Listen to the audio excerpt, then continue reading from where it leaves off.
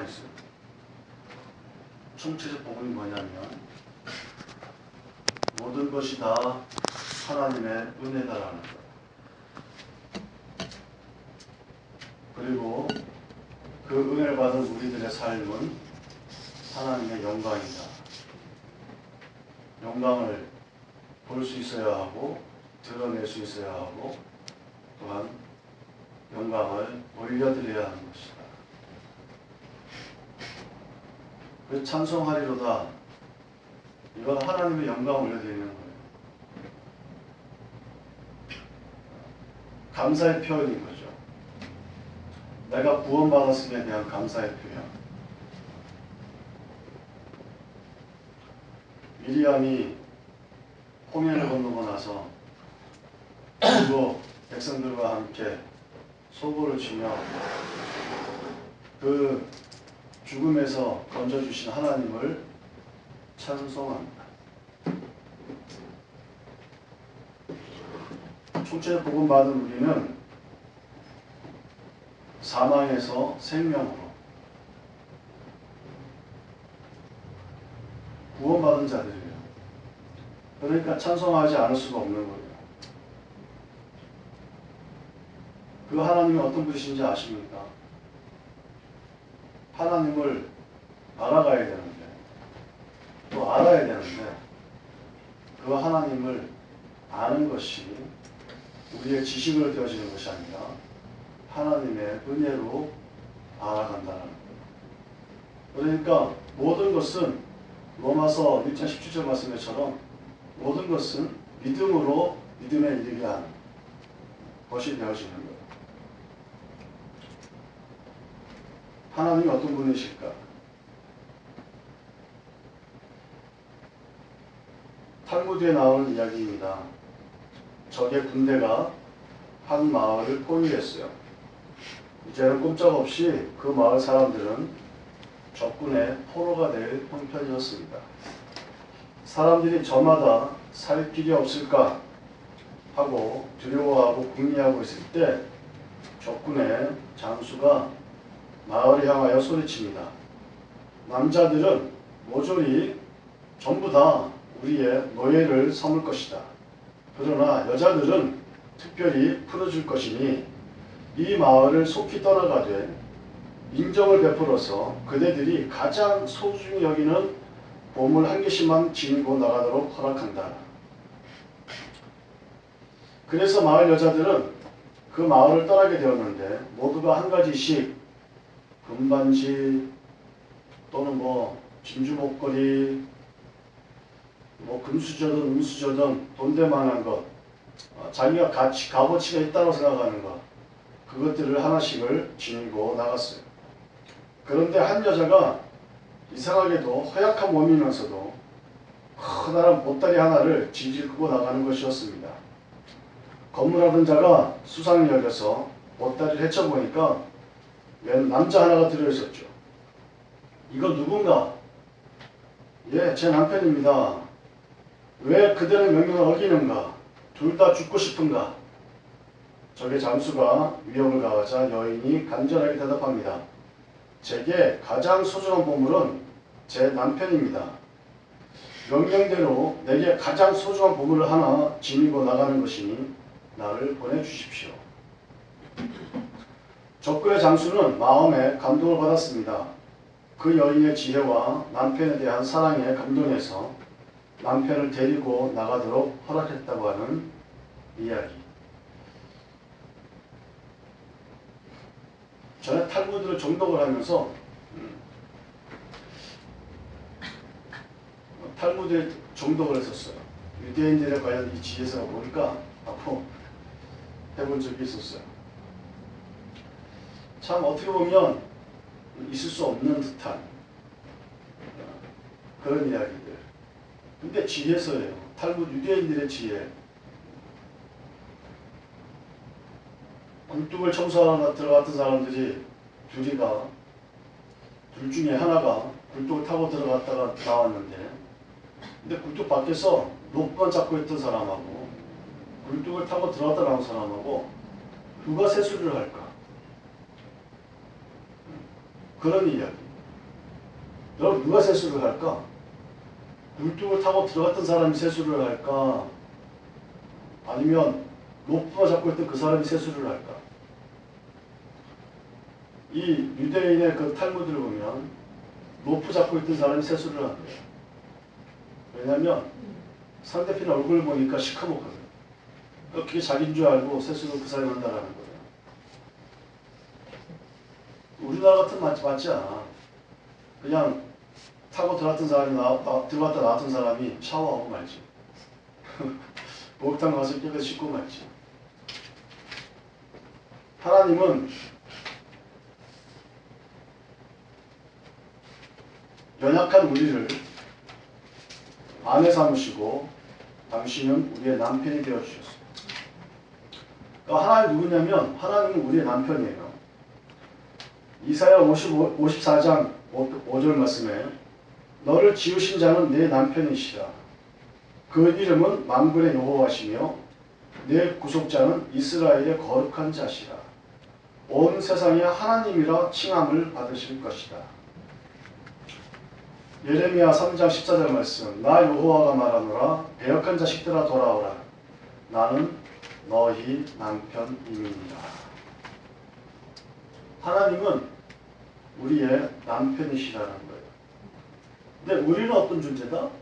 우리는 그 남편을 버리고 도망가려고 하는 존재다. 특별히 호세아서에서 그 이야기가 잘 드러나죠. 우리 존재는 그 남편을 버리고 연약한 우리를 아내 삼아준 그 남편을 버리고 이 고마우신 남편을 버리고 계속해서 딴 남자를 쳐다보고 딴 남자를 사랑한다고 흠모한다고 나아가는 그런 자들이. 그런데 그런 우리를 배역한 자식들아 돌아오라. 돌아오라. 나는 너희 남편이니라. 하나님은 그런 하나님이세요. 기다리신 하나님. 그리고 돌아오기를 원하시는 하나님. 오늘 본문의 배경이 되어진 에베소는 소아시아의 항구 도시입니다. 상업과 무역이 아주 활발했어요. 그래서 그곳에 이 항구 도시였었는데 무역이 아주 풍황해서 많은 외지의 타지의 사람들이 무역을 하기 위하여 이 에베소 항구에 정박을 하고 그리고 에베소의 문화를 받아들이는 아주 중요한 그런 곳이었습니다. 그런데 이곳에 뭐가 있냐면 소아시아 이 전역과 온 천하가 섬기는 아데미 신전이 있었다는 거예요. 에베소에서는 일찍이 아볼로에 의해서 예수에 관한 도가 전해졌어요. 그 후에 사도 바울이 와서 복음을 전하고 하나님 나라에 대하여 강론하고 있었습니다. 바울은 핍박을 받자 제자들을 따로 세우는 두란노 서원에서 2년 가까이 말씀을 전했어요. 하지만 사도 바울은 아데미 이 신상의 모형을 만들어서 풍족히 사는 상인들의 모함에 의해서 에베소에서 쫓겨나고 합니다. 여러분 근데 어느 시대에나 하나님의 진리는 인간의 이익과 충돌이 되게 되어져 있어요. 반드시 하나님의 진리는 인간들의 이 이익과 충돌을 일으킵니다. 그리고 인간의 이익에 의해서 하나님의 진리가 패배한 것처럼 보여져요. 인간의 이익이 세상이라고 하는 그것이 승리한 것처럼 보여지고 그리고 하나님의 진리는 패배한 것처럼 보여져요.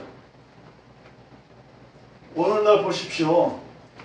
세상 가운데 있는 우리 교회들 하나님의 부르심을 받은 에클레시아 이 교회라고 부름받는 성도들의 모습 세상의 이익과 충돌해서 꼭 이들의 모습이 실패한 것 같은 패배한 것 같은 그런 삶으로 비춰주겠다고 하는 거예요. 오늘 본문에 사도 바울의 모습도 그런 모습이 이 배경 속에 깔려 있는 거예요.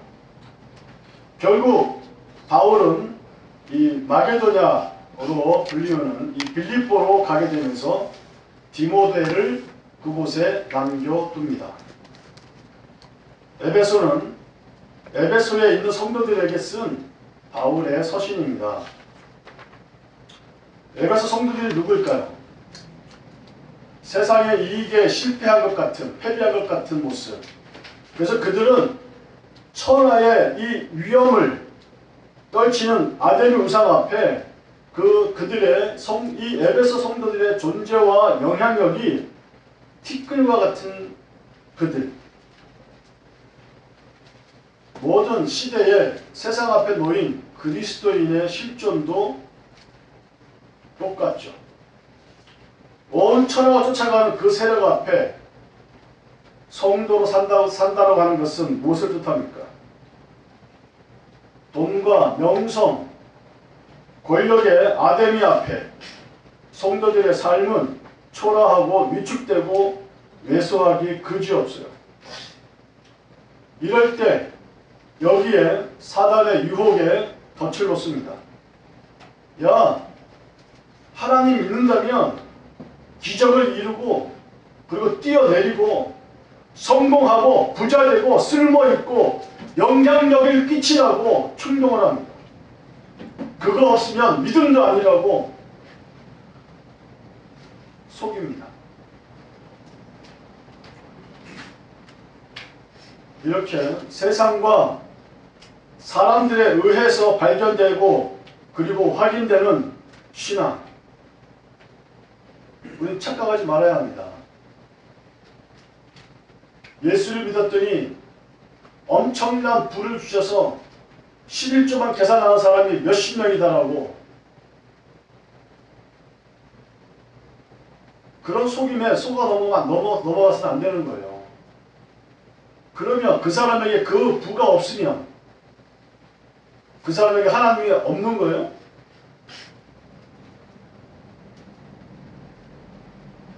그 사람 믿음이 없는 거예요?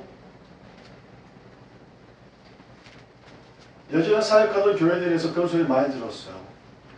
우리 교회는 집사만 되면 다 집을 산대. 농담이지만 제가 한때 그랬어요. 부평 감리교회 다닐 때 부평 감리교회에서 제가 집사 직분을 받았어요. 그렇다고 제가 감리교도는 아닙니다. 그리고 이제 직장 상사와 차 안에서 그 소리를 했어요. 교회에서 집 사줬어요. 그랬더니 교회에서 집도 사줘? 그래가지고 한참 이야기하다가 말이 그렇게 되네. 집을 사준 게 아니고 집사 직분을 줬다고요. 그런 이제 실제로 그 이야기가 이렇게 대화 중에 그렇게 됐었어요.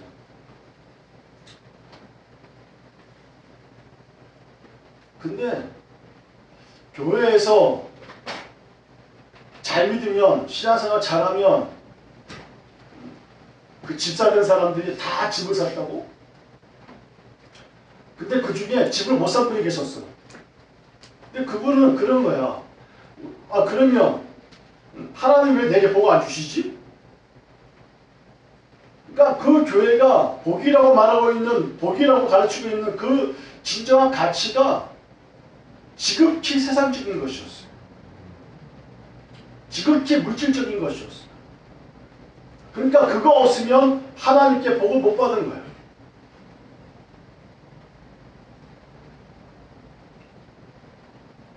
세상이 말하고 있는 복, 그 복을 복이라고 말하고 있는 교회.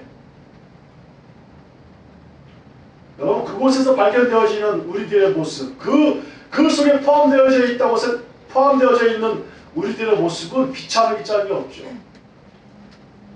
세상과 다를 바가 전혀 없이, 아니 믿음이라고 하는 이 허울적 껍데기를 입고 있으면서 그걸 이용을 해서 세상적인 걸 추구하고 있는, 이 엉터리 같은 모습들,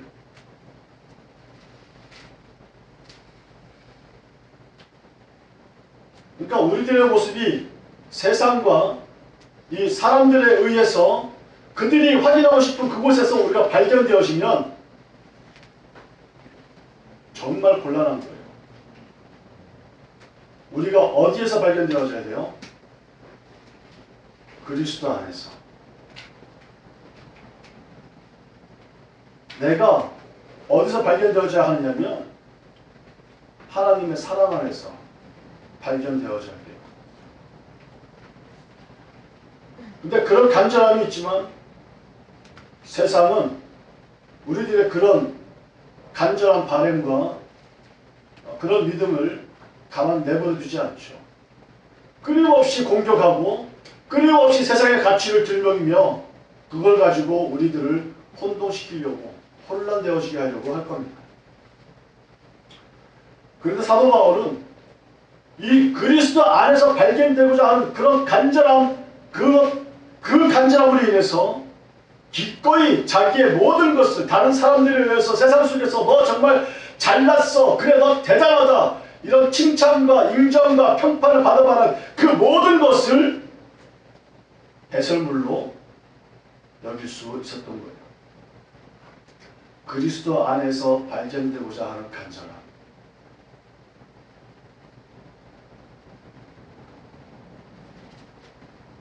바울은 그렇게 세상과 사람의 눈으로 볼 때 가장 비참한 대열에 서 있습니다.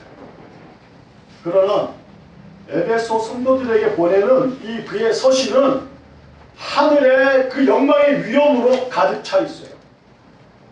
그리스도 안에서 발견되어진 자들은 세상적인 시각으로 바라볼 때 정말 형편없는 비참한 가운데 있는 것 같지만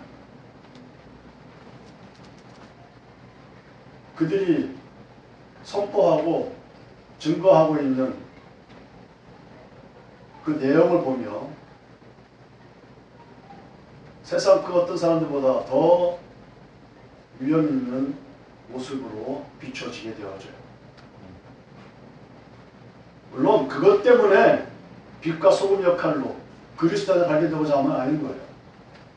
하지만 그런 삶을 살아갈 때 자연스럽게 우리는 복음의 증인이 되어지는 거예요. 사도 바울에게 구원의 영광이 충만합니다. 구원의 비밀이 그에게로부터 펼쳐지게 되어집니다. 에베소는 장엄한 이 구원의 영광으로 세상의 위험을 무참하게 만들어 버리게 되어집니다. 영적인 눈으로 시각으로 볼 때 구원은 위대한 영광입니다. 구원받은 성도는 그분의 기뻐하시고 영광스러운 존재인 것입니다. 오늘 말씀에서 계속해서 3절, 6절, 12절, 14절 하나님께 대한 찬양이 끊이지 않습니다. 무엇을 찬양하죠? 하나님께서 주신 신령한 복을 주신 그 하나님을 찬양하는 거예요. 하늘에 속한 이 영적인 복은 창세 전에 이미 만세 전에 선택되어진 그리고 아들된 그리고 죄사함 비밀의 계시를 풀어주신 성령의 인치심으로 더욱 구체화되어지고 바울이 찬양하고 우리가 찬양할 하나님은 바로 주 예수 그리스도의 아버지이신 하나님이시다라는 거예요. 그분은 아들 안에서 하늘에 속한 모든 신령한 복을 우리에게 주셨습니다. 그리고 하나님은 창세전 그리스도의 사랑 안에서 우리를 흠없는 거룩한 백성으로 선택하셨어요. 우리가 하나님의 백성이 되고 하나님의 아들이 된 것은 우연한 일이 아니고 창세 전부터 하나님이 이미 예정하신 일입니다.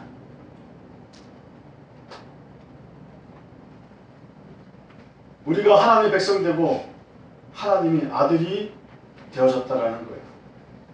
인간의 창조는 하나님이 창세 전부터 그리고 영원에서 계획하신 거예요. 여러분 창세 전이 언제일까요? 창세 전이라고 하는 시간이 있을까요? 없어요. 하나님 입장에서 볼 때 창세 전, 창세 후, 그 다음 이 시간들은 하나님 입장에서 볼 때 영원한 시간 중에 한 부분일 뿐이에요. 그것을 우리들에게는 인생이라고 합니다. 한 부분, 창세부터 그리고 그 다음 영원까지 들어가기 전까지를 인생이라고 합니다. 근데 이렇게 창조하신 목적이 무엇입니까? 그것은 아들의 사랑 안에서 흠없는 거룩한 백성 삼기 위함인 거예요. 지난주에 말기암 환자 잘 아는 집사님이 계셔서 신방 가서 그 얘기를 했어요. 집사님이 이 땅에 오신 목적이 뭔지 아십니까? 하나님 영광을 돌려드리기 위함이지만 무엇보다 하나님의 뜻을 이루기 위함인데, 하나님의 뜻은 집사님이 구원되어져서 하나님 나라 가는 거예요.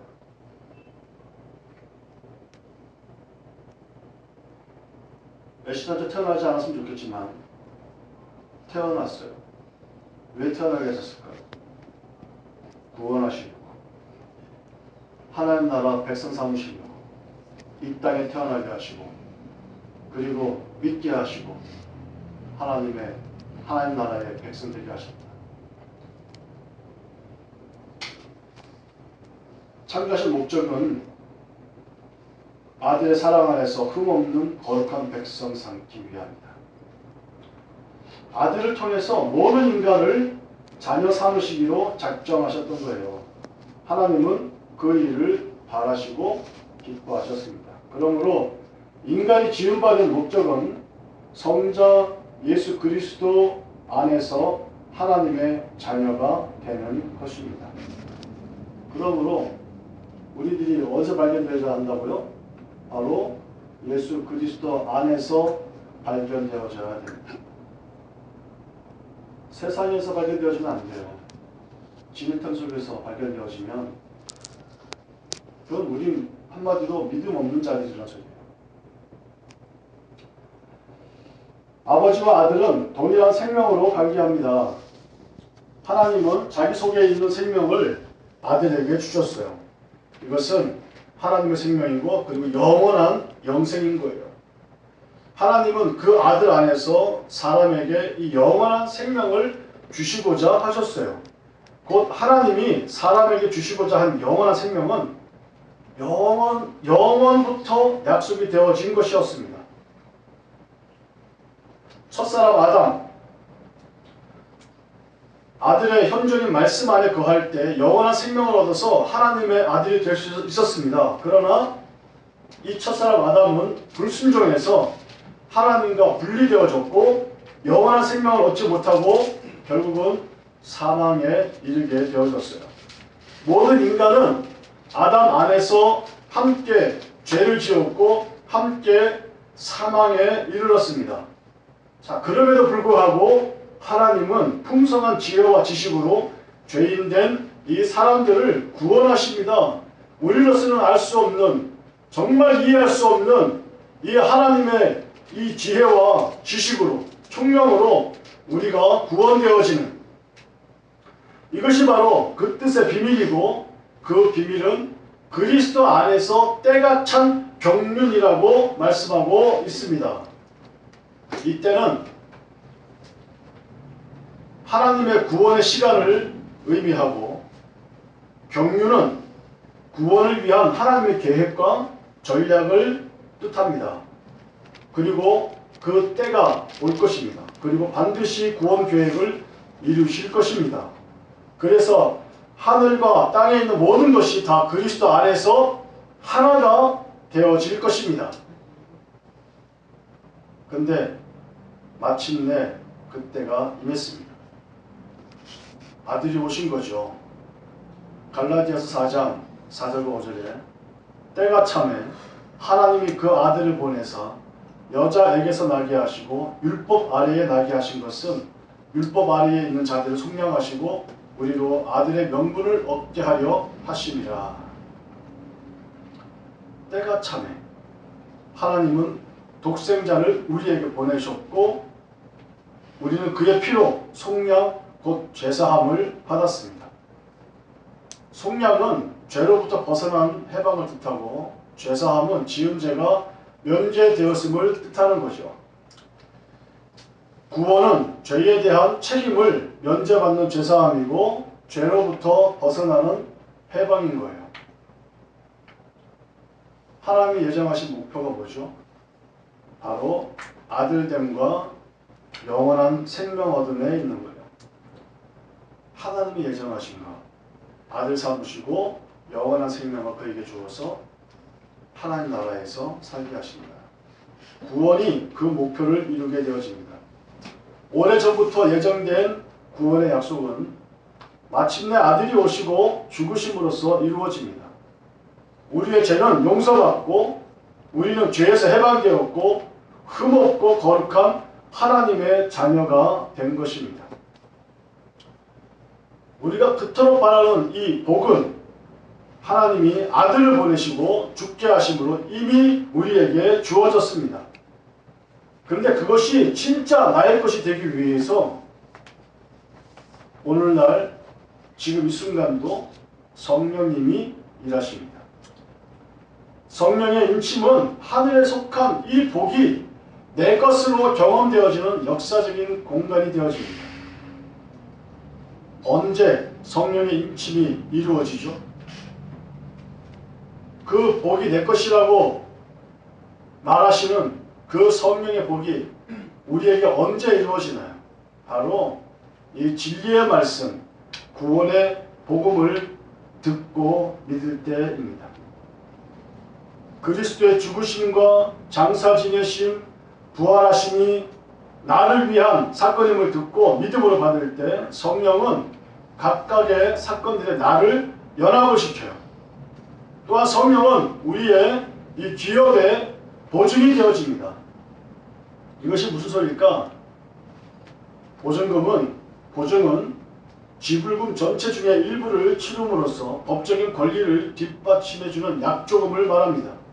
즉 아직 실현되지 않은 완전한 구원의 소유에 대한 약조금이 바로 그 보증금이 바로 성령인 거예요.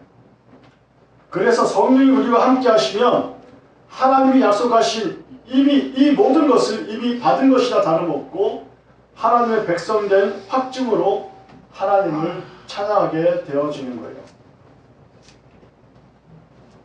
여러분 총체적 복음은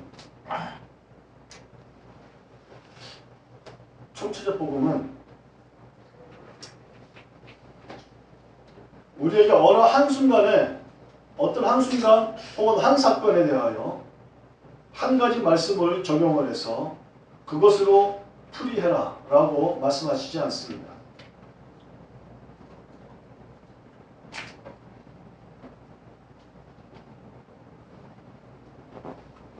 말씀기도 다 해보셨나요? 안 해본 지체도 있겠네요. 말씀기도를 해보면 말씀 한 장 속에서 사람들이 깨달음이 각각 다 달라요. 그 나눔을 보면서 말씀과 전혀 관계없는 전혀 동떨어진 혹은 전혀 다른 배경에서의 어떤 것이 기억나고 그거를 나눠요. 근데 그거를 제지할 이유가 없죠.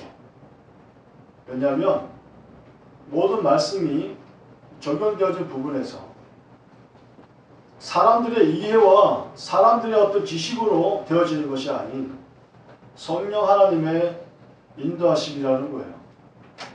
그래서 어떤 말씀을 가지고 어떻게 나누든 그것은 성령 하나님께서 하시는 것이다 라고 그저 믿기만 하면 되는데 우리 사람들은 그걸 항상 지식으로 그걸 쪼개려고 하죠. 내가 알고 있는 지혜로 그것을 쪼개서 분별하는 거예요. 그러다 보니까 착각이 일어나는 거예요. 총체적 복음은 총체적이라는 것은 이런 거예요. 말씀 한 절을 가지고 우리가 깨닫게 되어질 때, 아, 그래, 이 말씀이 지금 내 상황에 딱 들어맞는 그런 말씀인 것 같아. 라고 되어진다고 할지라도, 우리가 생각할 것은 뭐냐면, 내 존재를 보면 돼요. 내 존재가 어떤 존재이고, 이런 존재를 지금 하나님께서 존귀한 존재로 만들어 놓으신 이 복음에 내가 성도라고 불리워지는 그 존재다라는 것을 깨달으면 돼요. 그리고 그 속에서 말씀 한 절이 깨달아지면 총체적 복음 안에 있는 총체적 복음이 내 속에 담겨져 있고 내가 그 안에 담겨져 있고 그리고 그 가운데에서 한 말씀이 오늘 나에게 적용되어졌다. 오늘 이 말씀이 나를 통치하신다. 그렇게 보면 돼요.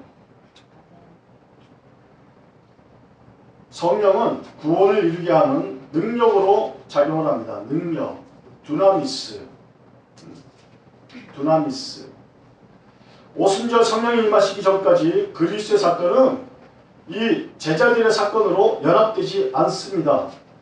성령은 제자들이 지금까지 듣고 본 복음, 즉 그리스도의 사건들이 있었지만 성령이 임하시기 전까지는 그들에게 그것이 자기들의 존재로 연합되어지지 않았어요.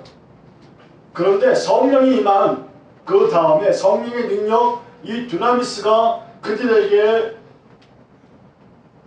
끼쳐지자 이제는 복음, 지금까지 듣고 왔던 들어왔던 모든 복음과 예수 그리스도의 행한 모든 것이 자기들의 존재로 삶으로 연합되어지는 능력이 되어졌던 거예요.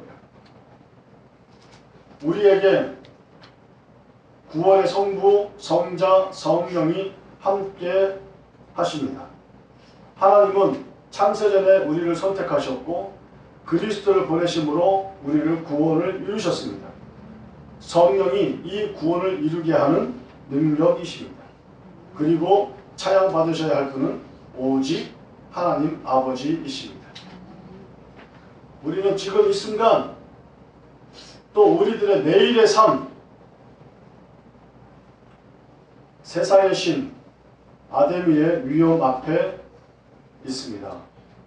그 앞에 서 있는 우리는 세상이 볼 때 정말 초라하고 별 볼 일 없는 삶, 정말 아무것도 아닌 일상들을 반복하고 있어요.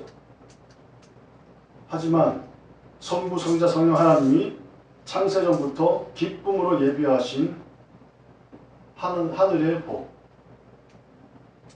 구원을 받은 우리들입니다.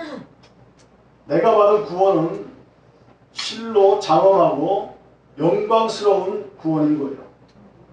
내가 선택받고 내가 아들 되고 또 내가 죄사함 받았고 하나님의 백성이 되어진 것, 이 모든 것은 뭐라고요? 나의 나 된 것은 나 하나님 은혜라 한량없는 은혜 갚을 길 없는 은혜, 감히 말로 표현할 수 없는 풍성한 은혜인 거죠.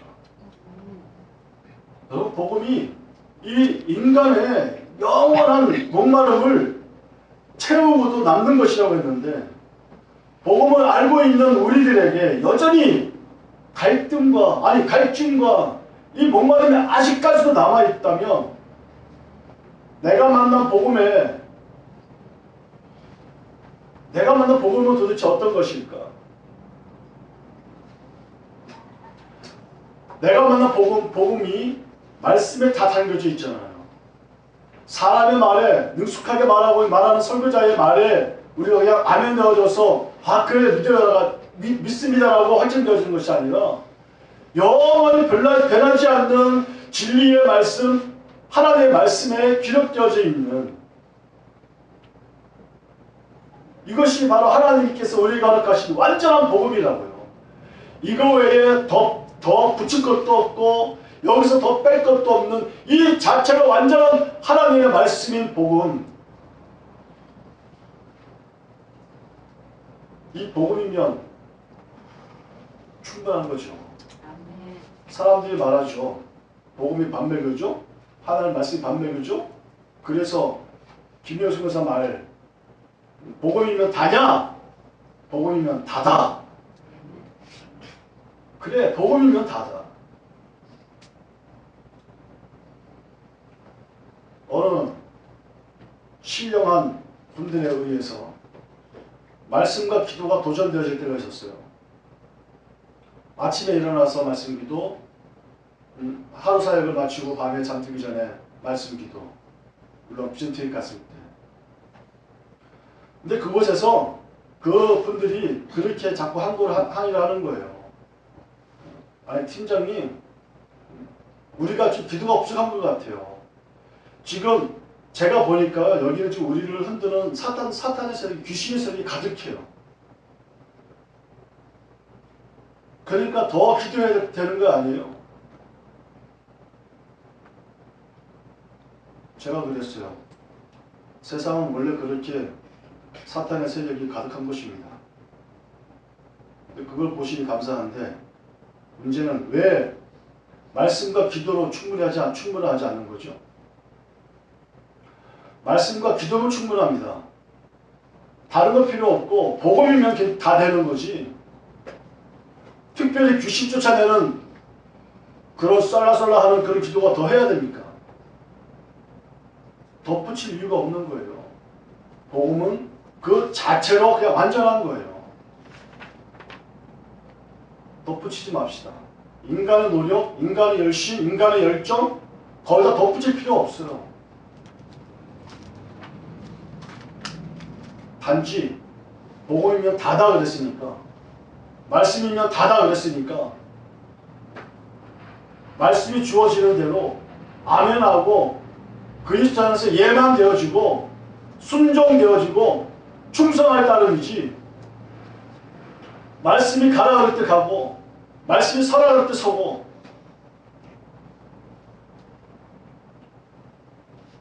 총체적인 복음 받은 자들은 이런 자들입니다. 가라고 할 때 가고 서라고 할 때 섭니다. 무언가 막 좀 해야겠는데, 그렇다면 더 기도해야죠. 하나님, 제가 이거 뭔가 좀 하고 싶은데 해야 됩니까? 말아야 됩니까?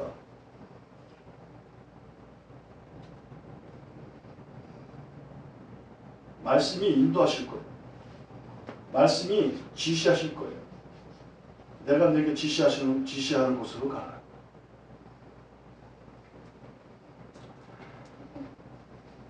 우리가 만난 복음이 그렇게 난두질당한 복음은 아니었는지, 우리의 문제 해결과 소호 성취를 위해서 적당하게 사용되어진, 내 입맛에 맞게 취사 선택되어진, 그렇게 적용하고 교묘하게 써먹지는 않았는지,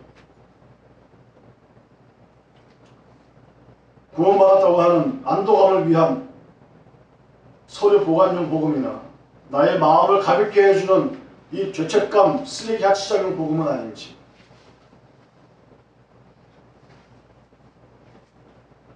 복음을 주신 분은 완전하신 분이고, 완전하신 분이 완전한 복음을 우리에게 주셨습니다.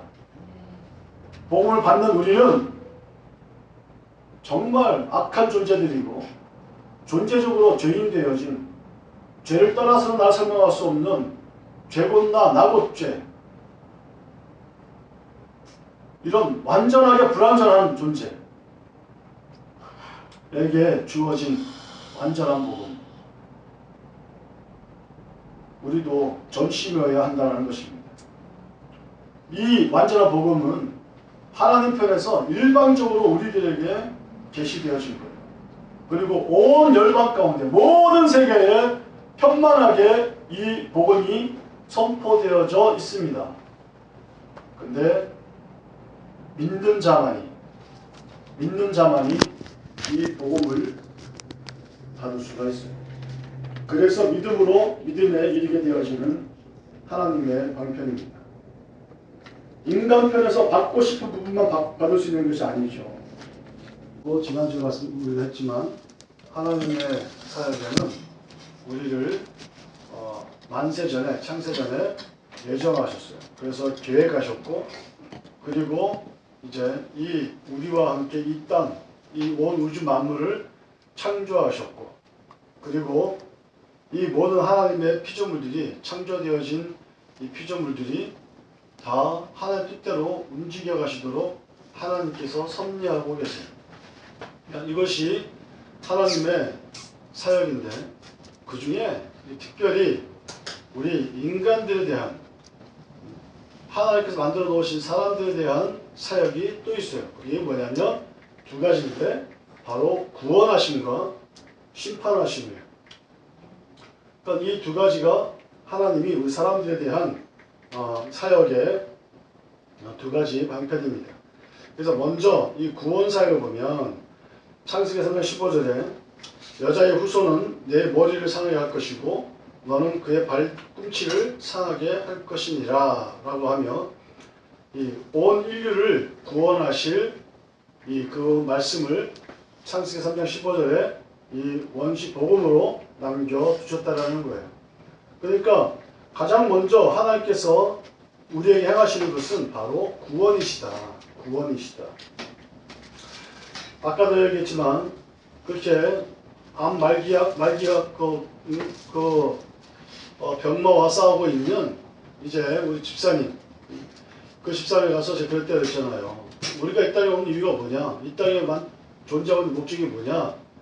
바로 우리를 구원하시고 하나님 백성, 하나님 나라 자녀 삼으시려고 그랬던 것이다.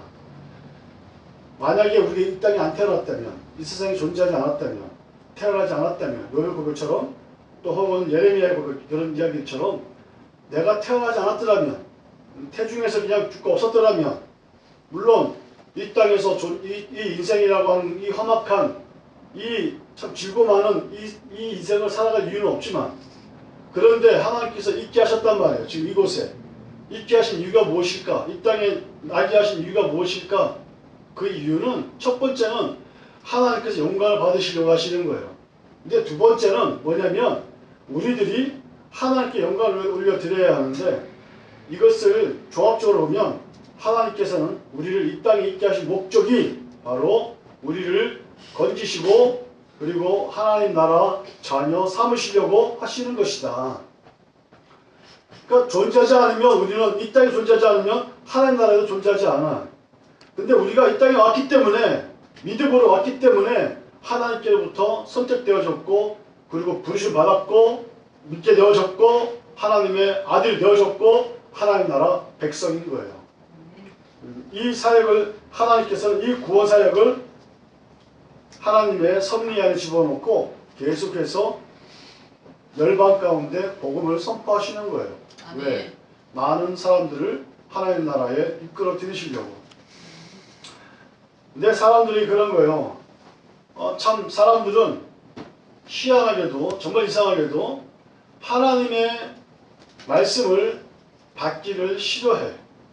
하나님의 말씀에 꿀송이처럼 단 그 말씀이 되어져야 하는데 이게 잘 안 되는 거예요. 왜 그러냐면 우리 속에 죄성이 있어서 그래. 이 죄성은 늘 우리를 이 세상에 살게 하면서, 살게 하면 한과 동시에 늘 편한 데로만 끌고 가려고 그래. 편한 위주로만 끌고 가려고 그래. 그런데 하나님의 말씀은 우리를 늘 시간을 들이게 하고, 늘 우리의 마음을 들이게 하고, 늘 우리의 생명을 들이게 한단 말이에요. 그러니까 이 들이게 하는 이것 자체가 억압이 되어진다 생각하게 만들어버리는 거예요. 그러니까 사단은 끊임없이 죄된 우리 속성을 건드려서, 야, 편한 데로 가야지. 예배도 주일에 한 번만 드리면 되지.